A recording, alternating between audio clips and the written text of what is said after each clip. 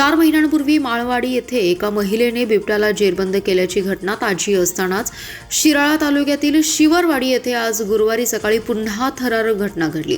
नवीन बांधकाम सुरू असलेल्या एका घरकुलात 1.5 वर्षाची मादी बिबट्या घुसली। घराला दरवाजे नसतानाही येथील धाडसी ग्रामस्थांनी त्वरित प्रसंगावधान राखून पत्रे आणि बांबूच्या साह्याने बिबट्याला अवघ्या काही मिनिटात यशस्वीरित्या जेरबंद केलं। बेंद्रे वस्तीत अशोक बेंद्रे यांच्या नवीन घरकुलाचं बांधकाम सुरू आहे। नेहमीप्रमाणे ते पाण्यासाठी पाईप आणायला घरात जात असताना अवघ्या 3 फुटांवर प्लास्टिकच्या बॅरेलजवळ त्यांना बिबट्या दिसला। बिबट्याने त्यांच्यावर झेप घेण्याचा प्रयत्न केला, पण अशोक बेंद्रे यांनी दाखवलेलं धाडस आणि प्रसंगावधान यामुळे ते सुखरूप बाहेर आले।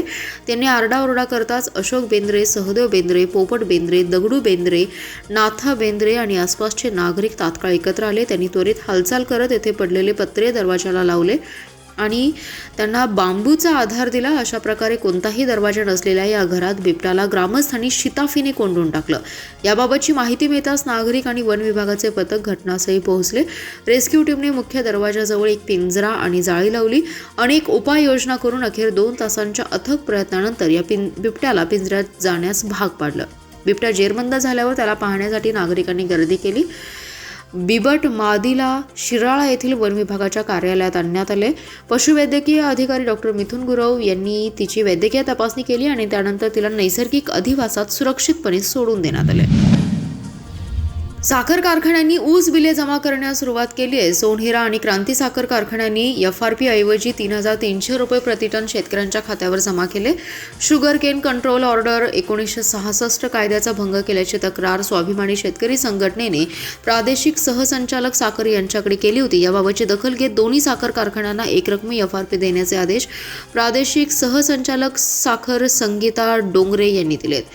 जिल्ह्यात 1 नोव्हेंबरपासून साखर कारखाने सुरू झाले। 2 ते 3 कारखाने वगळता अद्याप एकही साखर कारखान्याने गाळप केलेल्या ऊसाचे बिल संबंधित शेतकऱ्यांच्या खात्यावर शुगर केन कंट्रोल ऑर्डर 1966 नुसार तसेच एकरकमी FRP जमा केलेली नसल्याबाबतची तक्रार स्वाभिमानी शेतकरी संघटनेचे संदीप राजोबा यांनी साखर आयुक्तांकडे केली होती।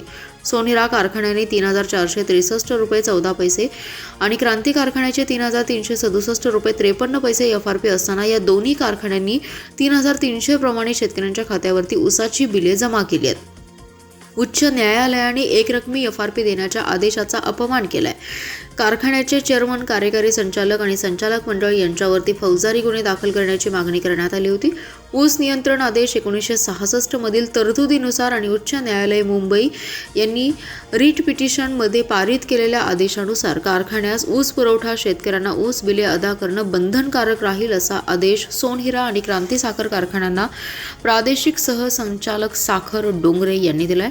जिल्ह्यात साखर कारखाने सुरू झाल्यापासून स्वाभिमानी शेतकरी संघटना एकरकमी FRP साठी लढत आहे। काही कारखान्यांनी 3 टप्प्यात ती रक्कम देण्याचा घाट घातला होता। याला विरोध पुन्हा केलेला आहे।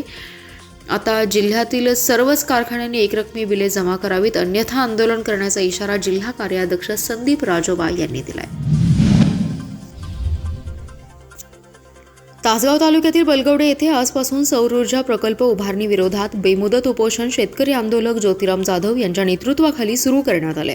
याला आज पाठिंबा दर्शवण्यासाठी गावातील हजारो नागरिक उपस्थित होते। 180 आणि 181 गट नंबर मधील चराऊ जमीनवर हा प्रकल्प उभार करण्यात येणार आहे। यासाठी 14,000 वृक्षतोड करण्यात येणार आहे। यासाठी चुकीचा अहवाल जिल्हाधिकारी यांना देऊन हा प्रकल्प उभा करण्यात येणार असल्याची माहिती ज्योतिराम जाधव यांनी दिली आहे। यावेळी तहसीलदार आणि आंदोलक यांच्यातील चर्चा फिसकटली। यावेळी बोलताना ज्योतिराम अप्पा जाधव म्हणाले की बलगवडे येथे चुकीच्या पद्धतीने वन विभागाने जिल्हाधिकारी यांना वृक्ष माहिती सादर करून हा प्रकल्प उभा करण्याचा घाट घातलाय। प्रत्यक्ष येथे 14,000 वृक्ष आहेत। गुजरात सरकारने नर्मदा नदीवरील शेतकऱ्यांना पाणी देणाऱ्या कॅनॉलवर हा प्रकल्प उभा करण्यात आलाय।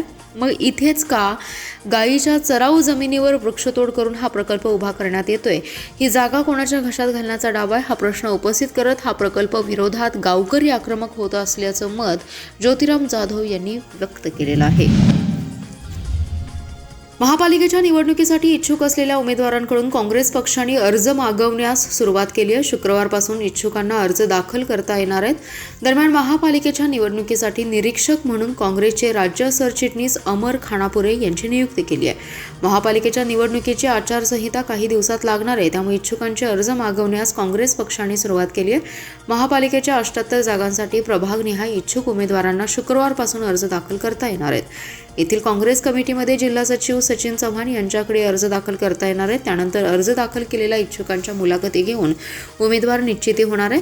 आमदार विश्वजित कदम, खासदार विशाल पाटील आणि जिल्हाध्यक्ष विक्रम सावंत उमेदवार निश्चित करतील. त्याला प्रदेश काँग्रेसची मान्यता घेण्यात येईल. दरम्यान महापालिकेच्या निवडणुकीसाठी प्रदेश काँग्रेसचे अध्यक्ष हर्षवर्धन सपकाळ यांनी निरीक्षक म्हणून अमर खानापुरे यांची नियुक्ती केली आहे. ते काँग्रेसचे प्रदेश सरचिटणीस म्हणून काम पाहतात.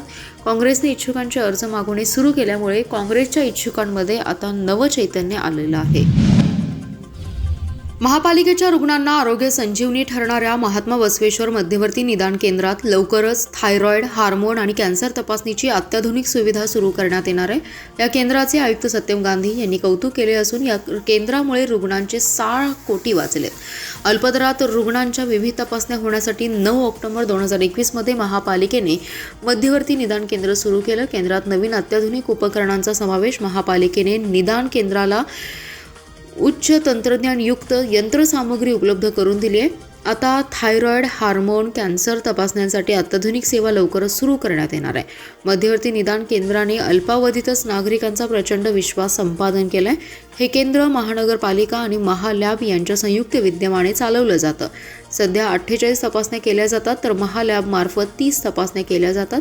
केंद्र देशातील सर्वोत्तम नागरी आरोग्य सुविधा उपक्रमांपैकी एक मानलं जाते. अनेक पुरस्कार देखील केंद्राला मिळालेत. आयुक्तांनी या केंद्राचं कौतुक केलं. केवळ काम करणे नव्हे, तर नागरिकांना उत्कृष्ट, विश्वासार्ह आणि अत्यल्प दरात मिळणारी आरोग्य सेवा देणे हेच आमचं पवित्र कर्तव्य आहे.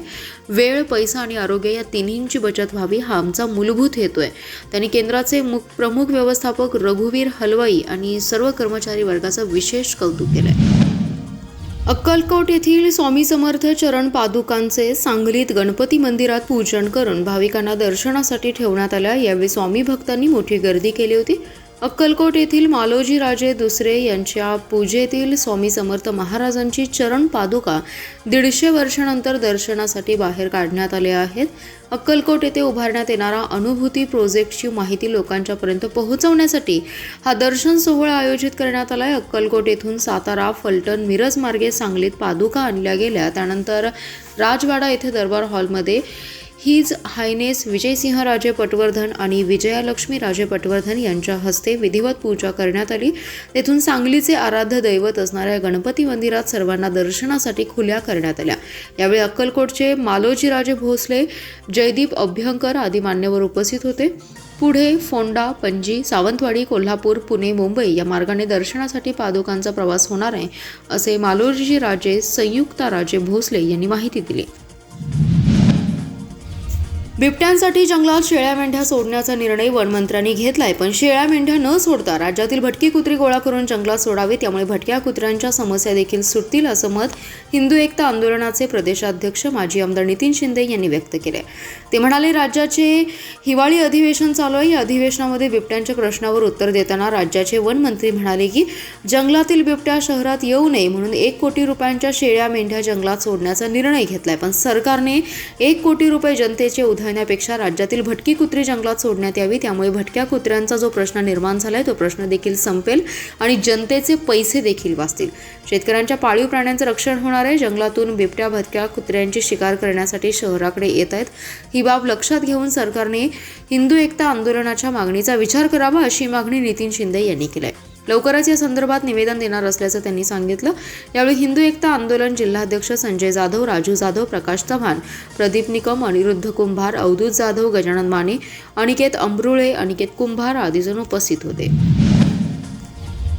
शैक्षणिक प्रगतीबरोबरच व्यक्तिमत्वांच्या सर्वांगीण विकासासाठी कला व क्रीडा गुण आवश्यक असून जिल्हास्तरीय युवा महोत्सवाच्या माध्यमातून याची जोपासना होईल, असे प्रतिपादन जिल्हाधिकारी अशोक काकडे यांनी केले.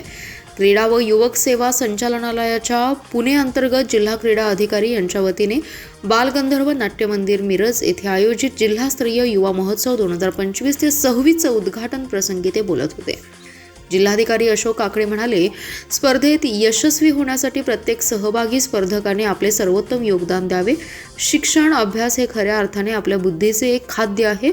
त्याचप्रमाणे क्रीडा, साहित्य, शिक्षण क्षेत्र या सर्व गोष्टींचा समन्वय युवा महोत्सवाच्या माध्यमातून होत असतो. या युवा महोत्सवातून आपण आपल्या जीवनामध्ये सकारात्मक अनुभव घेऊन पुढे जावे.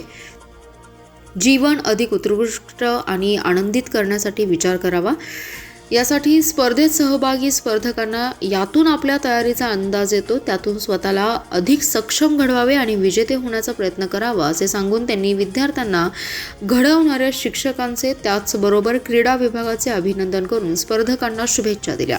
कार्यक्रमात जिल्हा क्रीडा अधिकारी कार्यालयाचे अधिकारी, कर्मचारी, परीक्षक, विविध शाळांचे विद्यार्थी, शिक्षक, स्पर्धक मोठ्या संख्येने सहभागी झाले. New English School and Junior College of Arts and Science, Madgyal, taluka Jath येथे 53वे तालुकास्तरीय विज्ञान प्रदर्शनाचं मंगळवार आणि बुधवार 2 दिवस आयोजन करण्यात आलं होतं. या प्रदर्शनाचे उद्घाटन जतचे गटविकास अधिकारी मुक्तेश्वर माडगुळकर व गटशिक्षणाधिकारी राम फारकांडे यांच्या हस्ते करण्यात आलं. यावेळी सरपंच सौ अनिता माळी, उपसरपंच बाळासो सावंत, शिक्षण विस्तार अधिकारी अन्सार शेख, संस्थेचे जॉईंट सेक्रेटरी गुरुनाथ बिज्जरगी, दिलीप वाघमारे, तानाजी गवारे, शिवपुत्र मानूर, केंद्रप्रमुख लक्ष्मण गायकवाड, शिवशंकर माळी मुख्याध्यापक यांची प्रमुख उपस्थिती होती. या प्रदर्शनात विद्यार्थ्यांनी सौर ऊर्जा, पाणी व्यवस्थापन, पर्यावरण संरक्षण, अवकाशयान आणि रोबोटिक्स यांसारख्या अनेक विषयांवर आधारित प्रकल्प आणि मॉडेल्स सादर केले.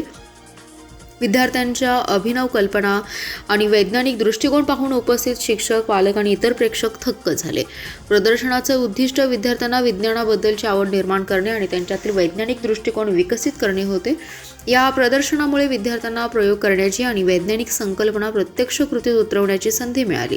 शाळेचे मुख्याध्यापक SI हिरगोंड यांनी विद्यार्थ्यांच्या प्रयत्नांची प्रशंसा केली आणि भविष्यात असेच यश मिळवण्यासाठी त्यांना प्रोत्साहन दिले. या प्रदर्शनामध्ये तालुक्यातील अनेक शाळेतील विद्यार्थ्यांनी भाग घेऊन आपलं कौशल्य दाखवून दिले. विज्ञान प्रदर्शनात यश मिळवलेल्या स्पर्धकांना बक्षीस वितरण उपस्थित मान्यवरांच्या हस्ते करून तालुकास्तरीय विज्ञान प्रदर्शनाचा समारोप करण्यात आला.